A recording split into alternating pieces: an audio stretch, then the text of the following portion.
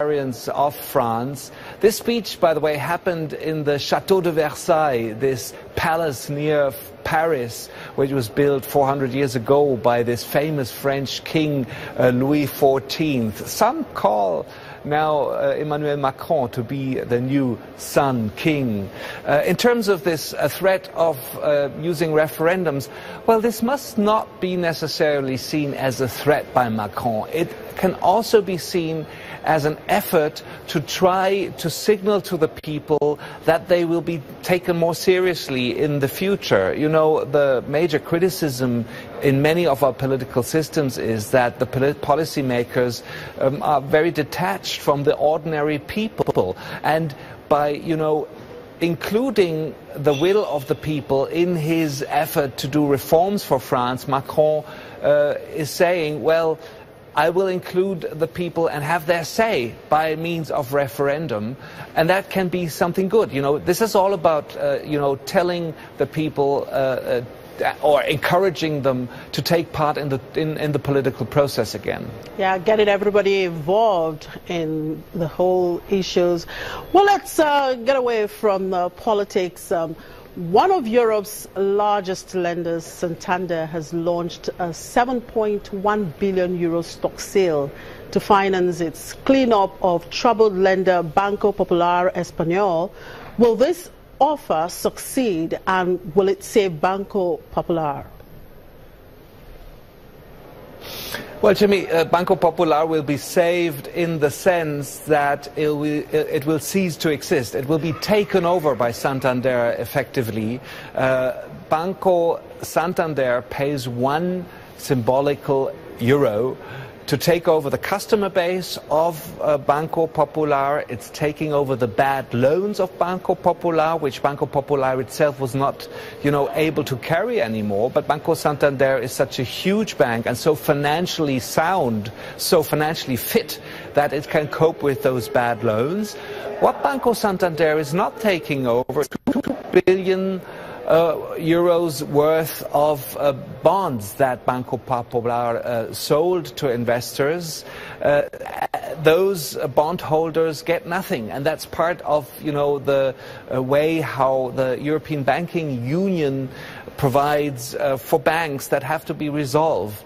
And as Banco Santander now does not have to take on, you know, those bonds and doesn't have to pay money to those bondholders, this is perceived as a very good deal for Banco Santander, and that's why, you know, it's out of the question that this capital increase will not go through.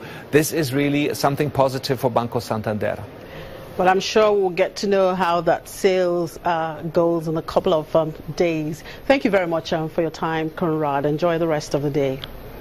Moving now to Asian market, where the bourses there turned cautious today after North Korea launched a missile with the Reserve Bank of Australia, keeping rates unchanged. South Korea's Kospi lost ground after the news, ending down by 0.58%. In the Japanese markets, the Nikkei 225 erased earlier gains to finish the session down by 0.12%. Australia's benchmark ASX 200 index shrugged off the news to jump 1.75% on broad-based gains across the majority of its sub-indices. In Greater China, the Hang Seng index fell 1.54%. Stocks in the mainland markets also fell. The Shanghai Composite was off by 0.39%, and the Shenzhen Composite slipped 0.45%. And away from the markets, Barclays Bank of Kenya plans to close 7 of its branches in the East African country in October as part of cost-cutting measures. The bank is part of Barclays Africa, where majority owner Barclays PLC is reducing its stake. It said the customers who hold accounts in the branches affected will be relocated to others nearby. At present, Barclays Kenya has 102 branches across the country. In recent years, commercial banks in Kenya have increased their use of mobile and internet technologies as a way to increase efficiency and reduce the costs of running a branch network. An Egyptian non-oil private sector business activity contracted for the 21st consecutive month in June as output and new orders continued to decline. The Emirates NBD Egypt Purchasing Managers Index for the non-oil private sector dipped to 42.2 points in June from 47.3 points the previous month, remaining below the 50 mark that separates growth from contraction.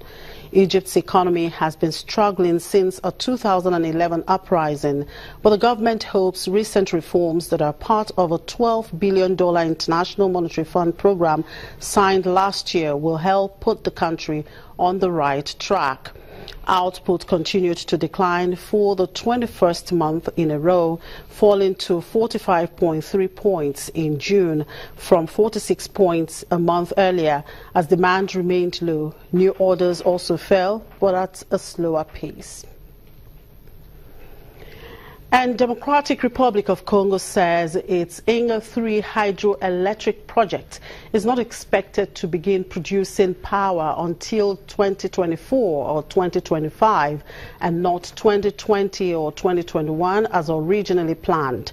The $14 billion 4,800 megawatt project has struggled to attract financing and was dealt another blow last year when the World Bank said it had suspended funding after the presidency took control of the project, raising transparency concerns. Last month, Congo asked the final bidders, one of consortium led by China, 3 Gargos Corporation, and another that includes Spain's ACS, to submit a joint bid. The project along the Congo River will expand on 2 existing Inga hydroelectric dams and is part of an 8-stage Grand Inga project that would produce a record 44,000 megawatts at an estimated cost of $50 billion to $80 billion. We'll take a quick break and we'll be back in a moment. To stay with us.